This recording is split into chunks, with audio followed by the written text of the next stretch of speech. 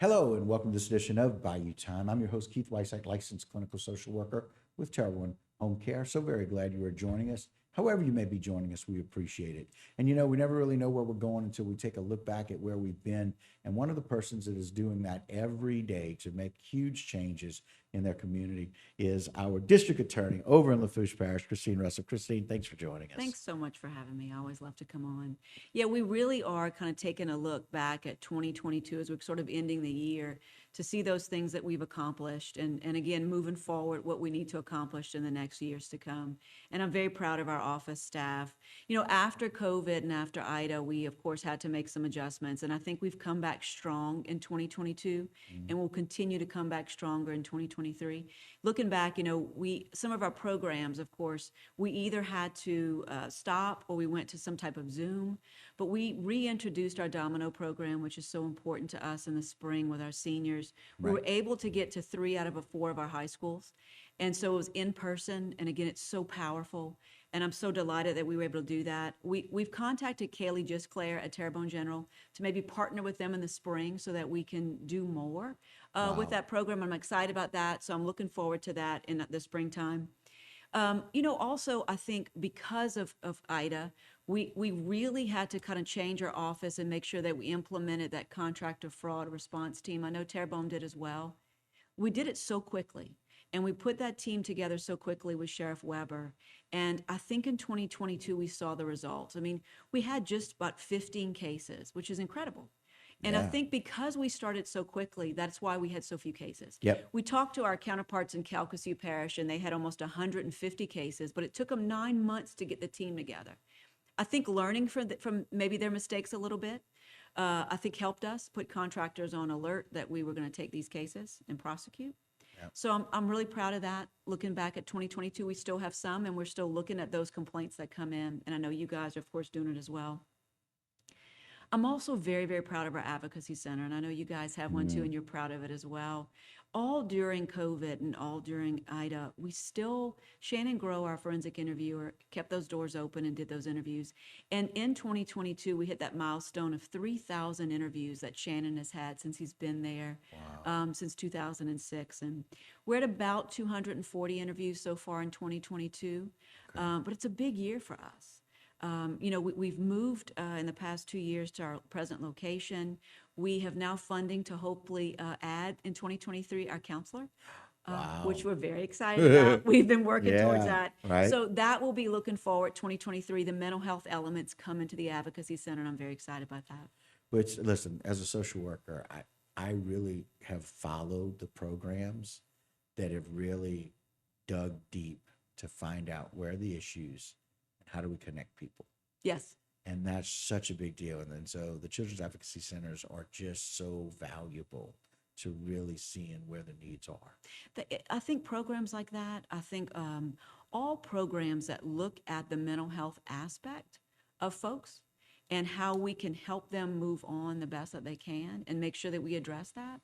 It's not just in our office about seeking justice, because what's justice at the end of the day? These people still have to go on and heal. To give them the necessary tools to maybe do that is so important. So I am glad that offices are starting to address the mental health part of it all.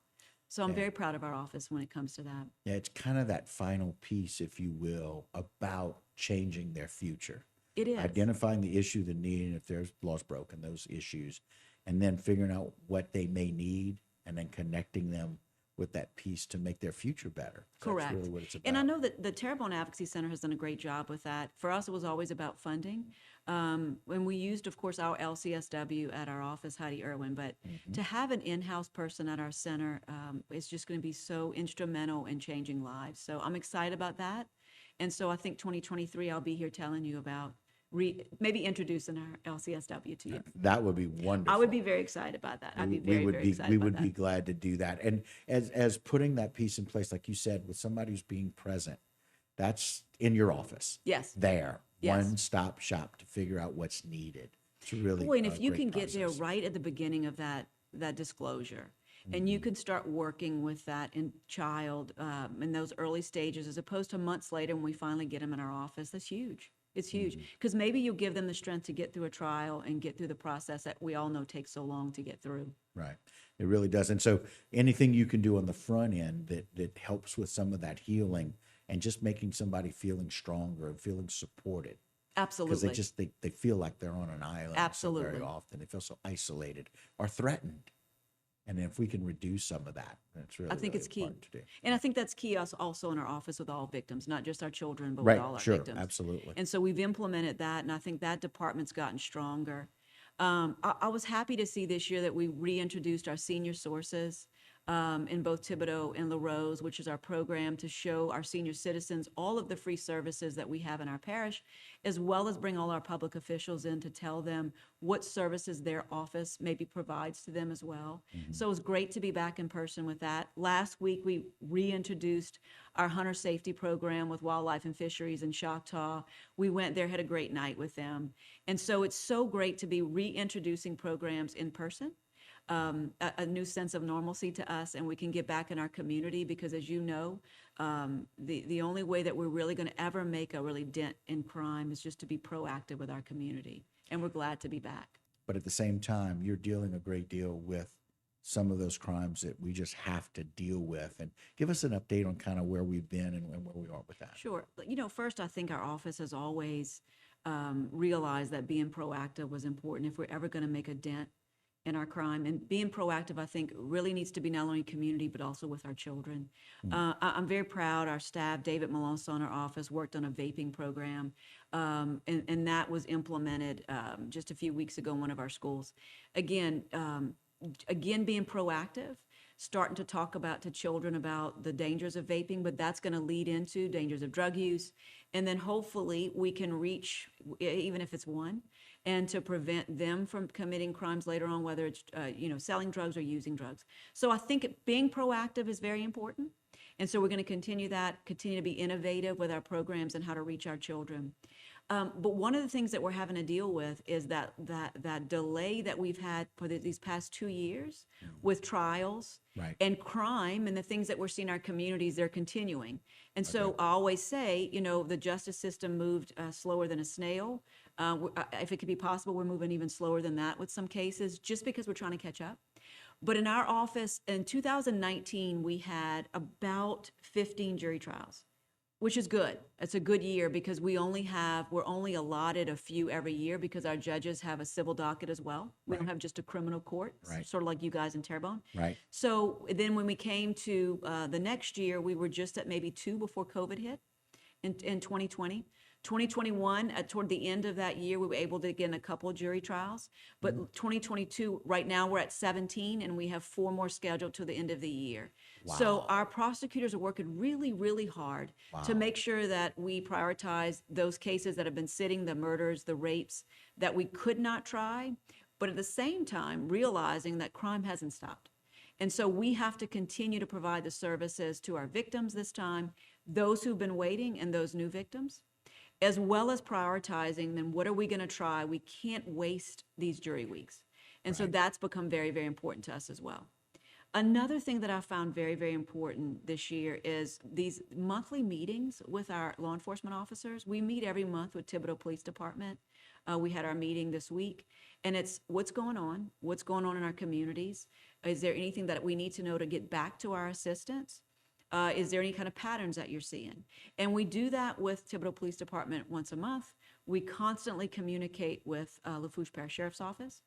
And it's to make sure that we keep that open line of communication. So if there is something that we need to know, whether it's regards to a person, a neighborhood, a particular type of crime, then we are aware of it and that we can jump on it as soon as it comes in our office. That has been important. And just the communication there is so very important because you guys can't know everything out there. Those guys, truly, boots on the ground, they see it. They do. Wheels on the ground. They know what's happening. And in different sectors, I love that idea. Maybe we're seeing burglaries increase in this particular area. Maybe we're seeing, a different pattern. Maybe we see more drug use in this particular area. And again, just gives us that knowledge of what to do and how to make a difference and an impact. It is. And sometimes you'll get a case in and maybe it looks like a first-time offender. Maybe it's a burglary of a shed. and that individual really has no criminal history. And so, it's just sort of a vanilla report, and it's a first-time offender. But when we have that open line of communication and law enforcement can say, we were unable to clean up a few cases, but we know they were involved in others. Well, then we might take a different look at it. If we don't have that line of communication, if we can't have that conversation with them to find out what is going on, tell me more about this person. Does this rap sheet really give us a clear indication of who they are? Does a report give us a clear indication of what's going on? Without that line of communication, I don't think we can do our job. Gotcha. And so 2022, some interesting information. What do you see for 2023? Going forward, one of the things I'm excited about is 2022 brought in a new computer system, Carpel. Okay. I hope in 2023 we can sit here and talk about data. We can talk about more data-driven. Where did we see those crimes? What kind of crimes did we see? What are our numbers? And compare them to other years. That's going to be very important to me to see that. Also, I believe in transparency. Let's talk about our pleas. Let's talk about why we pled certain people out. What did our pleas look like? What do our numbers look like? So I'm excited about that in 2023 to be able to have that conversation and be more data driven. I think we're going to really push more jury trials as well to continue to move forward to clean up dockets since we are a little behind. And I think our prosecutors are ready for that. I'm excited about that. So I think moving forward, definitely looking at that. Hopefully getting into our classrooms again. Again, their schedules are crazy too because Sure. they're catching up. Right. So we're hoping to continue to get in those classrooms and be active in there as well. So I hope 2023 again looks a lot like 2018 and 19 before the pandemic. And It would we be say nice. this looks very normal to us, and I'm looking forward to that. And it's really interesting that our sense of normalcy may be different, as we're post-COVID and we're post-Ida. But it's all of the dedication to the programs and the communication. That's what sets the standard of what's different. And that's how things are different in your office and how things work. We can't thank you enough for coming on and sharing these ideas with us. We're really excited as we go to the end of the year about really looking back. And I know it's exciting to be able to look at that data and those statistics with this new computer system to be able to see how we've done. Yeah, absolutely. I'm looking forward to that. And hopefully when I come back at the end of 2023, I have that data and I tell you crime is down and we had no interviews at the Advocacy Center. That's what I That would be love great. to hear. That would be great. And somebody present to be able to do that in the office. Absolutely. Christine, thank you so much for your Thanks for time. We having me. I appreciate it. All right, guys, that'll do it for this particular segment. Don't go anywhere. A lot more Bayou time when we continue.